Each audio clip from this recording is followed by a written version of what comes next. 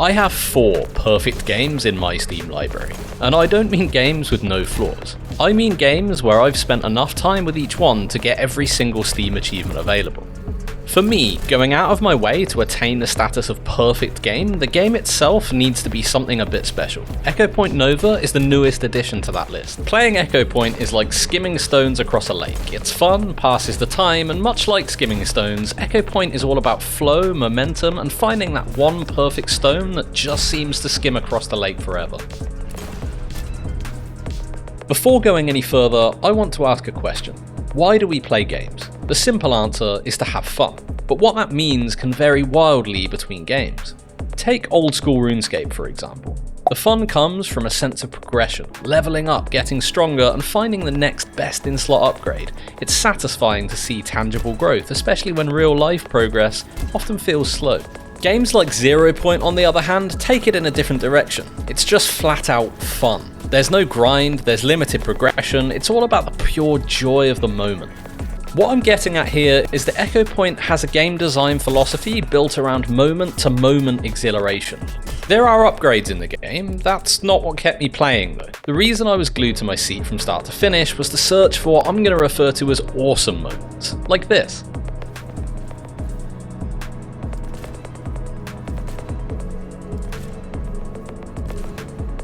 And this.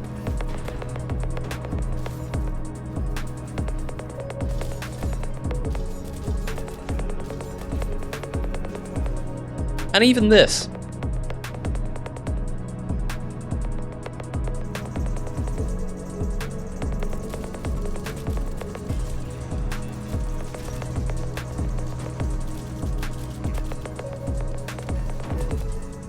You get the idea. It's playing in search of a feeling rather than an item or an upgrade, and it's why I used to enjoy video games in the first place. The point I'm trying to make with all this is that Echo Point is an unapologetically fun first-person shooter with an emphasis on extreme freedom and incredible speed. In the first few minutes of the game, you're given a double jump, a grappling hook, and a hoverboard. All the basic tools you'll be needing to explore the floating islands around the map, which contain scans you need to complete by activating them, and then killing everything that twitches within a 5-mile radius until there's no sentient life left on the planet. There's some kind of story which holds all this together, but we'll touch on that later. But hey, if you've made it this far, it would be awesome if you could subscribe to the channel and drop me a comment letting me know what makes you pick up a game and what keeps you playing. That's kind of the gameplay loop anyway. You grapple and hoverboard your way to a floating island, activate a scan, kill everything that blinks in your general direction, and move on to the next thing. Sometimes when you complete a scan, you get a cool new weapon, and as you progress through the story, you get a few new powers too. One of them is a freeze power, which I found myself using most of the time, but there's also a grenade and a hurricane power, which throws enemies into the air and can be used as a kind of launch pad to gain momentum. I do want to briefly touch on the story here, but I again want to emphasize this is definitely not the main attraction and kind of sits in the background while you're just enjoying the game. You start the game crashed on a mysterious alien planet, dominated by a mercenary force who are exploiting the ancient technology present here to use in powerful superweapons which take the form of Shadow of the Colossus style huge bosses, like this massive sandworm,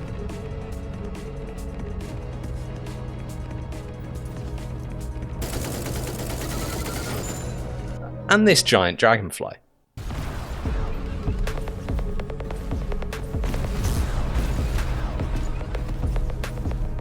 The narrative is mainly told through text-based lore dumps, which strikes a good balance between explanation and not interrupting the fluidity of the gameplay.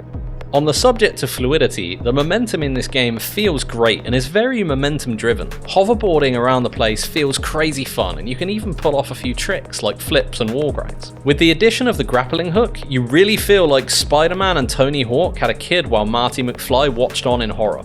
Combine this with the combat and there's never a dull moment, as you zip around and pull off awesome trick shots. And as you collect more of these agility orbs, your grapple slowly gets better cooldowns and your double jump evolves into a triple jump and eventually a quadruple jump. So let's talk collectibles. Aside from the weapons, which we'll talk about in more detail shortly, while you're zipping around the place you'll be finding these glowing things that kind of look like XP orbs from Minecraft. As I mentioned earlier, and as the name infers, the more you collect, the more agile you become. You'll also find hats which increase your perk points, and obviously your style points. Oh, and the game is co-op, so you can bring a friend along to admire all those hats you've collected. Perk points are used up by applying, well, perks. The first one you get is the adrenaline, which lets you slow down time briefly so that you can get these awesome shots off, but later you'll get cool stuff like ricochet for your bullets or a rocket boost for your hoverboard. There's even one that makes the scans never ending, so you can just fight until you die or get bored. What's important though is that none of the perks feel uninspired. You won't really get any increased damage by X% perks here. As well as perks, as you kill enemies with specific weapons, you unlock attachments like scopes and long barrels. Once you've mastered a weapon, you get to put a skin on it too for a bit of added flair. These attachments do things like increase the speed of your rounds, make firing the gun silent, increase the radius of the explosions, and so on. Again, nothing redundant, no increased damage by X% or increased magazine capacity by X, although there are some extended mags, so I guess that last part's not entirely true. Nonetheless, all the attachments feel meaningful and are toggleable on and off. In terms of playtime, I got about 15.5 hours out of it before I completed the game to 100%, and I had an absolute blast the entire time, although your mileage may vary, obviously. The game has a surreal, dreamlike aesthetic to it, which combined with the momentum-driven combat really works. Oh, and after you complete the main story and the credits roll, if like me you're left wanting more, don't panic, there's more to unlock.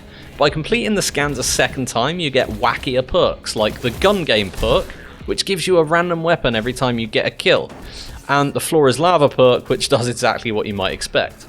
If you do decide to try the scans for a second time though, they'll have unique modifiers like headshots only or enemies only damageable while in air, which adds a nice twist to the repetition and gives you an excuse to go around the map again with all your weapons and unlocks. I don't know about you guys, but I love a game with a New Game Plus option, and I don't think we see it nearly enough. Let me know your favourite game with a New Game Plus option in the comments below.